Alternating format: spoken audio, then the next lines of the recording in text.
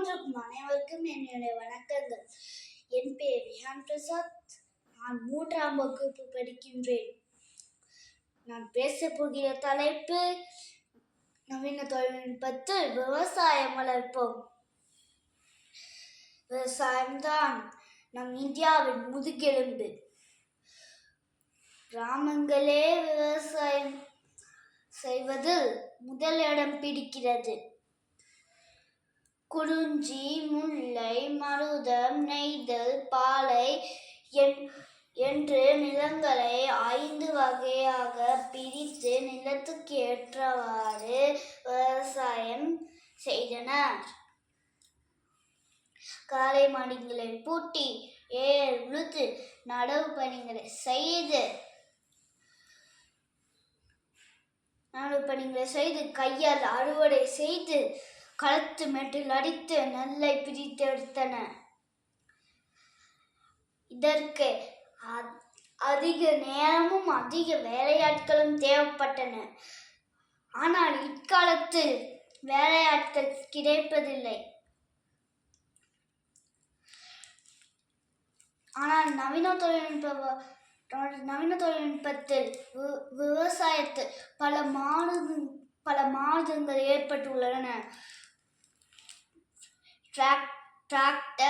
Tractor உபயோகப்படுத்தி உழவு பணிகளை செய்யலாம்.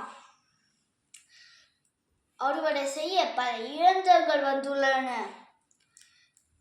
செடிகளுக்கு உரம் தெளிக்க கருவிகள் உள்ளன. செயற்கையின் மூலம் பல மாற்றங்கள் ஏற்பட்டுள்ளன. ட்ரோன்கள், ரிமோட் சென்சார்கள் போன்றவை வானிலை குறித்த தகவல்களை சேகரித்து வெப்பம்,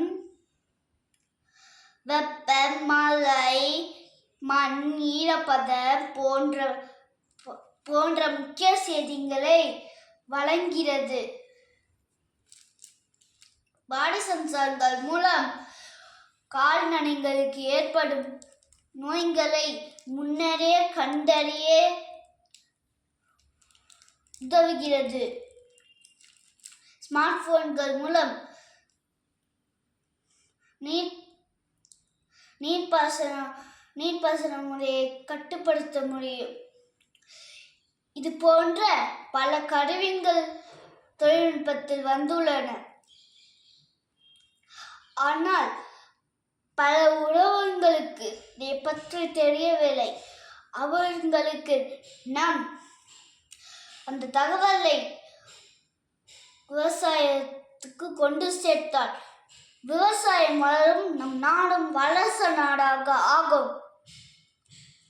எனவே மாணவராகிய நாம் நம்மால் முயன்றவரை தொழில்நுட்ப பயன்பாட்டை கொண்டு சேர்க்க வேண்டும். உழவர்கள் சேற்றில் கை வச்சாதான் நாம் சோற்றில் கை வைக்க முடியும். இதை நினைத்து விவசாயம் வளர்ப்போம். நன்றி.